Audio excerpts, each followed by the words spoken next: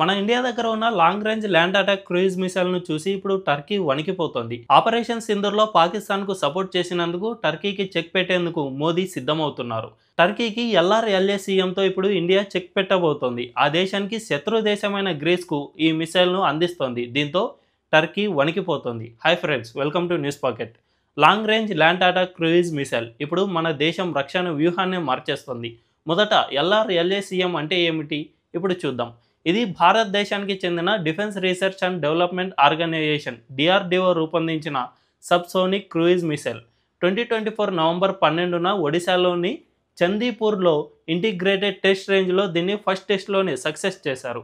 ఈ మిసైల్ 1000 నుంచి 1500 కిలోమీటర్ల వరకు ప్రయాణించగలదు. దీంతో పాటు ఇది న్యూక్లియర్ వార్హెడ్లను కూడా మోసుకెళ్లగలదు. అమెరికాకు చెందిన టామ్ హాక్, రష్యాకు చెందిన క్యాలిబర్ మిసైళ్లతో ఇది ఈక్వల్గా ఉంటుంది. ఇది భూ సర్ఫేస్ నుంచి చాలా లో హైట్లో ఎగురుతుంది. దీనివల్ల రాడార్లకు కూడా ఇది దొరకదు. ఈ మిసైల్లో ఉన్న అతిపెద్ద బలం perfection. GPS, inertial navigation, terrain contour matching వంటి అత్యాధునిక గైడెన్స్ సిస్టంలతో ఈ మిసైల్ 10 మీటర్ల కంటే తక్కువ పర్ఫెక్షన్తో టార్గెట్ను రీచ్ అవ్వగలదు. దీని మొబైల్ లాంచర్ల నుంచి లేదా భారత నౌకాదళానికి చెందిన 30 యుద్ధ నౌకలపై ఉన్న యూనివర్సల్ వర్టికల్ లాంచ్ మాడ్యూళ్ల నుంచి లాంచ్ చేయవచ్చు. మొబైల్ లాంచర్స్ ఫెసిలిటీ ఉండటం వల్ల యుద్ధం సమయంలో దీన్ని ఎక్కడికైనా తీసుకెళ్లవచ్చు. ఇది stealth features and air defence సిస్టమ్లను ఈజీగా తప్పించుకోగలదు. టర్కీ దగ్గర ఉన్న S-400లను కూడా తప్పించుకుని అటాక్ చేయగలదు. ఇప్పుడు గ్రీస్తో డీల్ గురించి మనం మాట్లాడుకుందాం. ఏథెన్స్లో జరిగిన డిఫెన్స్ ఎక్స్పో 2025లో ఇండియా ఈ మిసైల్ను ప్రదర్శించింది. టర్కీ మీడియా, ముఖ్యంగా TR హేబర్, భారతదేశం గ్రీస్కు ఈ మిసైల్ ఆఫర్ చేసిందని చెప్పింది. అయితే భారతదేశం కానీ గ్రీస్ కానీ ఈ డీల్ను ఇంకా కన్ఫర్మ్ చేయలేదు. ఇంకా కన్ఫర్మ్ కానప్పటికీ దీని గురించి టర్కీ ఇప్పటి నుంచే భయపడుతోంది. ఎందుకంటే గ్రీస్కు ఈ మిసైల్ కనుక అందితే టర్కీకి చెందిన ఇజ్మిర్, చనక్కలే వంటి ఎయిర్ బేస్లు, తీర ప్రాంత రాడార్ స్టేషన్లు, S-400 ఎయిర్ డిఫెన్స్ సిస్టమ్లను టార్గెట్ చేసుకోవచ్చు. గ్రీస్ అండ్ టర్కీ మధ్య Aegean Sea, air space, Cyprus ఇష్యూతో పాటు తూర్పు మధ్యధరా సముద్రంలో శక్తి వనరులపై దీర్ఘకాలిక వివాదాలు ఉన్నాయి. ఇటీవల భారత్ పాకిస్తాన్ సంఘర్షణ ఆపరేషన్ సింధూర్లో టర్కీ పాకిస్తాన్కు మద్దతు ఇవ్వడంతో మోదీ చాలా కోపంతో ఉన్నారు. టర్కీ డ్రోన్లు, వైమానిక సిబ్బందితో పాటు ఒక యుద్ధ నౌకను కూడా పాకిస్తాన్కు అందించింది. దీనికి ప్రతీకారంగానే భారత్ టర్కీ యొక్క ప్రత్యర్థి అయిన గ్రీస్తో సైనిక సహకారాన్ని పెంచుకుంటోంది. Tit for taught.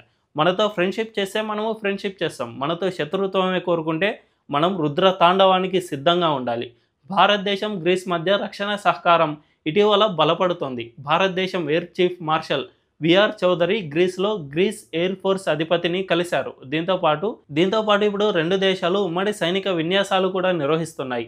ఒకవేళ గ్రీస్ ఈ LRLACMను తీసుకుంటే ఇది ఏజియన్ సీలో టర్కీకి చెక్ పెట్టేందుకు యూజ్ అవుతుంది. నిజానికి టర్కీతో మనకు ఎటువంటి ఇబ్బందులు లేవు. ఆ దేశంతో డైరెక్ట్ బోర్డర్ కూడా లేదు.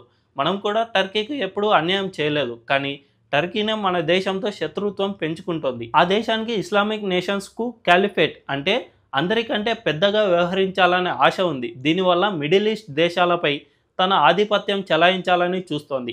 ఇస్లామిక్ దేశాలను తమ కంట్రోల్లో పెట్టుకుంటే ఆ దేశాల్లో ఉన్న ఆయిల్ సప్లైపై తన కంట్రోల్ వస్తుంది. దీంతో ప్రపంచంలోని అన్ని దేశాలకు ఆయిల్ సప్లై చేయకుండా ఇబ్బందులకు గురి చేయవచ్చు. దీంతో ప్రపంచంలోని అన్ని దేశాలపైన టర్కీకి కంట్రోల్ వస్తుంది.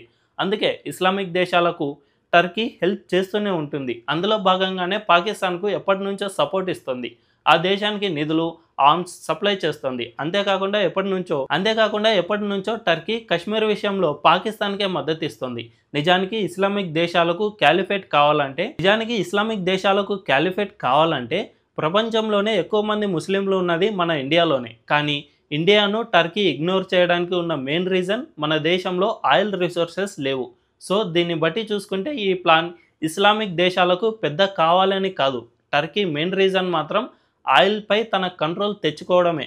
అందుకే ఇలా పాకిస్తాన్కు సపోర్ట్ చేస్తూ వస్తోంది. ఇప్పటి వరకు భారత్ చూస్తూ ఊరుకుంది, టర్కీని ఏమీ అనలేదు. కానీ ఎప్పుడైతే ఆపరేషన్ సింధూర్లో పాకిస్తాన్కు సపోర్ట్ ఇచ్చిందో, ఆ దేశానికి డ్రోన్లను సప్లై చేసిందో అప్పటి నుంచి ఇక మోదీ టర్కీకి చెక్ పెట్టాలని నిర్ణయించుకున్నారు. వెంటనే ఇండియాలో వర్క్ చేసే టర్కీ కంపెనీలపై యాక్షన్ తీసుకున్నాడు. ఆ తర్వాత ఇప్పుడు టర్కీ శత్రు దేశాలకు మిసైల్స్ అమ్మాలని నిర్ణయించుకున్నారు. దీంతో ఒకవైపు మన డిఫెన్స్ మార్కెట్కు డబ్బులు రావడంతో పాటు శత్రు దేశానికి చెక్ పెట్టినట్లయింది. సో ఒకే దెబ్బకు 2 పిట్టలన్నమాట.